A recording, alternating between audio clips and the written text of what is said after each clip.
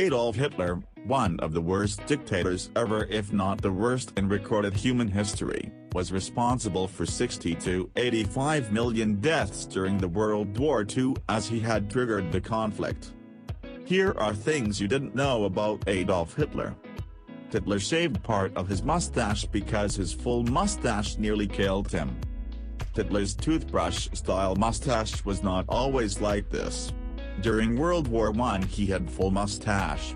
Soldiers in trenches were experiencing mustard gas and other lethal gas attacks during the World War I, and respiratory masks were provided to the combatants to keep out gas. But during gas attacks, Hitler could not create complete airlocks, pulling his respiratory mask over his face due to his long mustache, and he almost died due to presence of gas in his mask. As a result, Hitler's supervisors ordered Hitler to remove his fancy mustache to facilitate the wearing of the gas masks. But instead, he trimmed it to the distinctive toothbrush-shaped style. Hitler used to take cocaine twice a day as prescribed. Drugs were administered to Hitler on a regular basis and he used a cocktail of drugs including cocaine. He was prescribed to take cocaine twice a day. He used an inhaler to take powdered cocaine regularly to aid his throat and sinus problems throughout his tenure as Führer of Germany.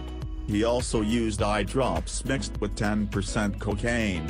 Hitler's physician Dr. Theodor Mortel was responsible for prescribing these drugs, and U.S. interrogators wondered whether Mortel was a double agent trying to make Hitler dysfunctional. He loved Disney.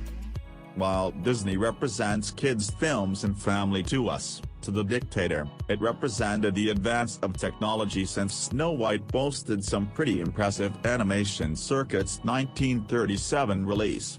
Rumor has it he also felt strongly for King Kong because of its special effects, and watched both that and war films repeatedly.